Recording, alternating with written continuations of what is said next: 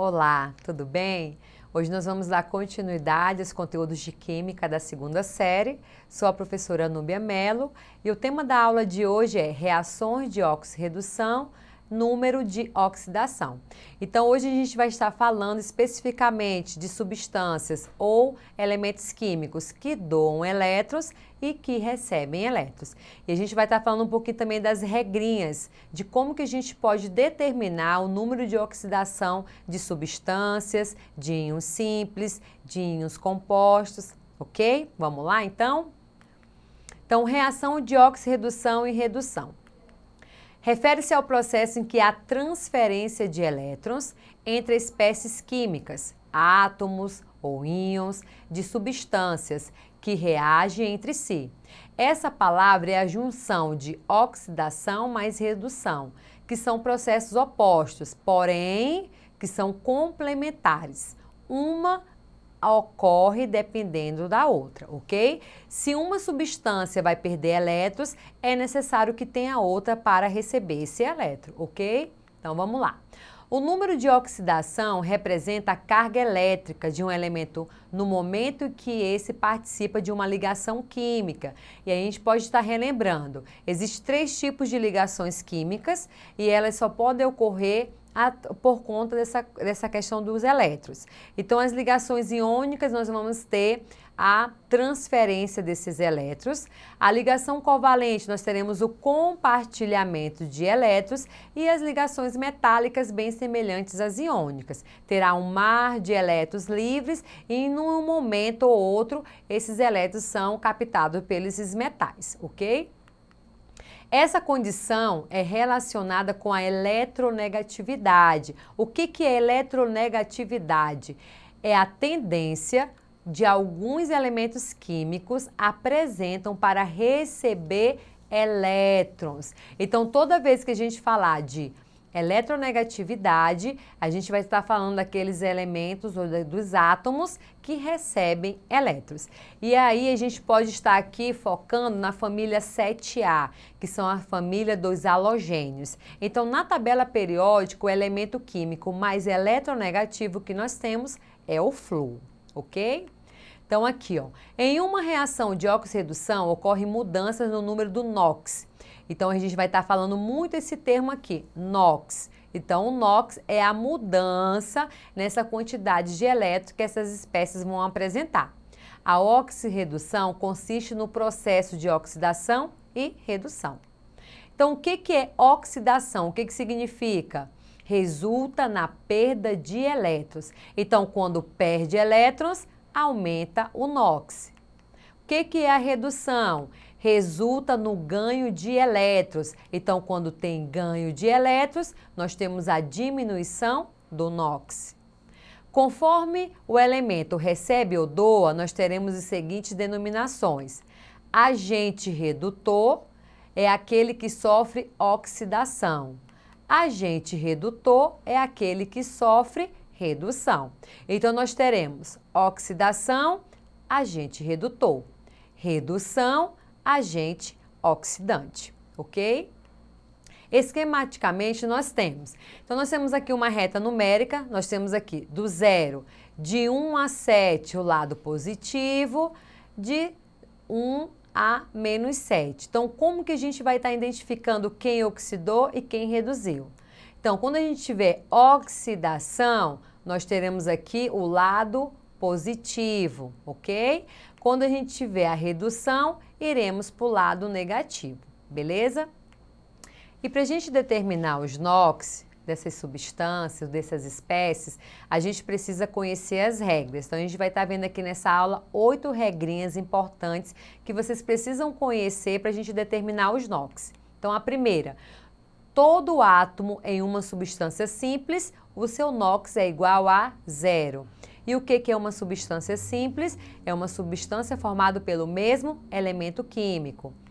Segunda regra, todo átomo em um íon simples possui um NOx igual à carga do seu íon. Então, nós temos aqui o K+, Ba2+, F- e N3-. Então, nós temos aqui os cátions, que são positivos, então eles perderam elétrons. Nós temos aqui o sinal de menos, representa os ânions, significa que eles ganharam elétrons. Então, quanto? Então, aqui, ó, se só tem o mais, lembrando que não precisa aparecer um 1. Então, o símbolo já representa que ele perdeu um elétron. Igual aqui no F, ó, menos significa que ele ganhou um elétron.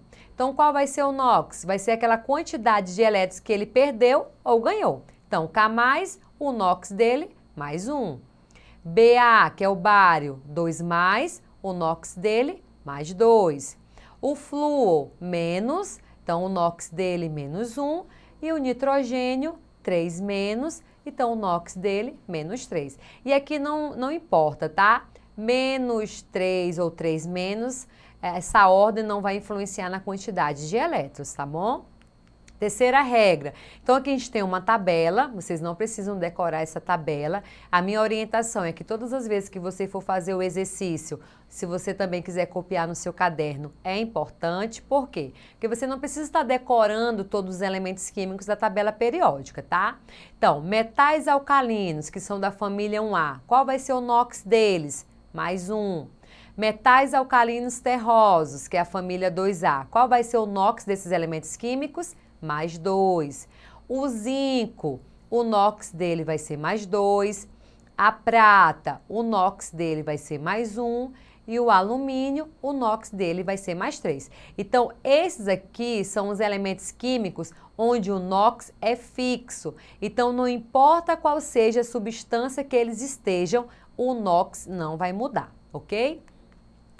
Quarta regra, o NOx do hidrogênio. Aí aqui a gente tem algumas exceções.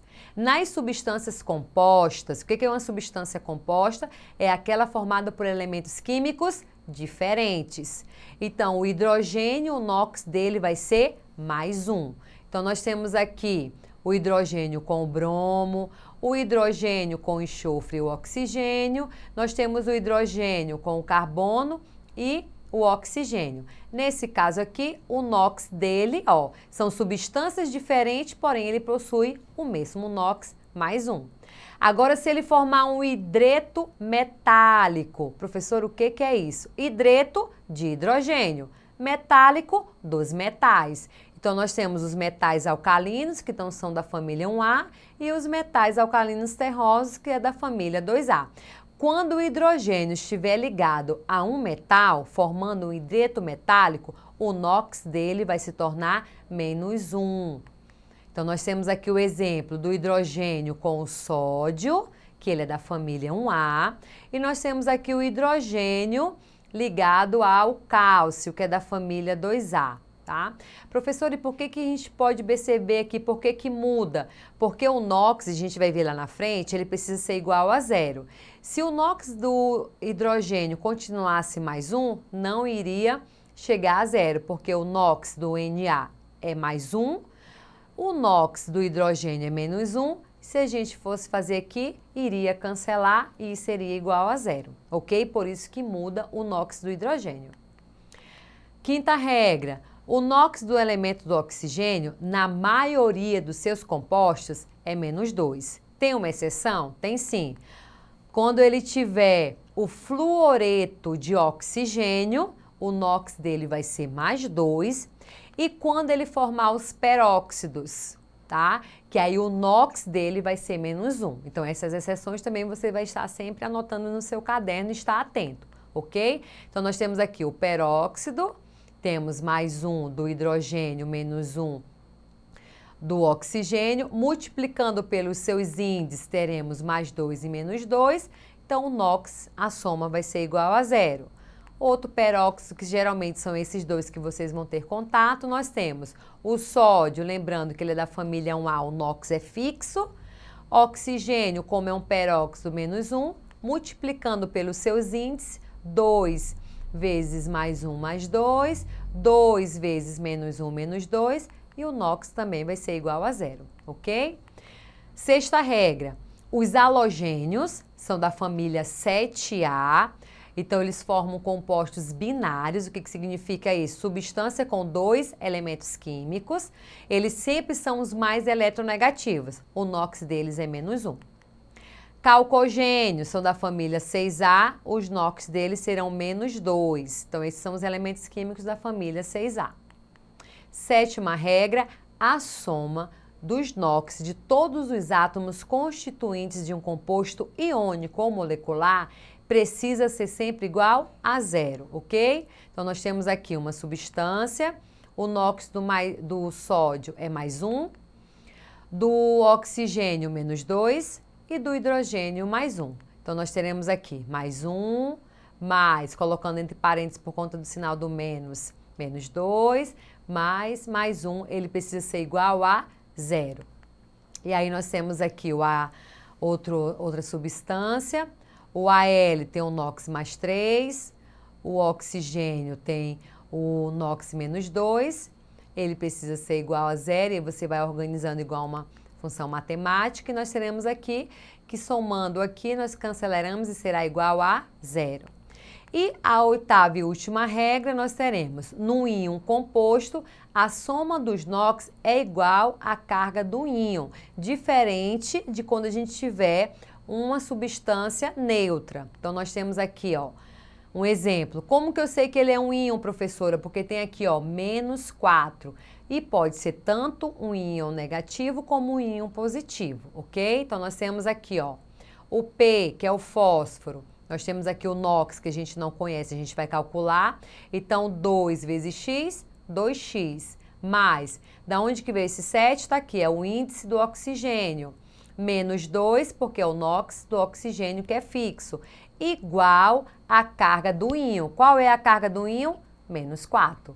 Então, a gente fazendo a multiplicação e as somas, nós teremos que o NOx desse elemento químico fósforo, nesse íon, será igual a +5. Ok? Na aula de hoje a gente viu sobre o número de oxidação e as regras para a gente determinar. Não deixe de acessar a plataforma Eduque. Bons estudos e até a próxima!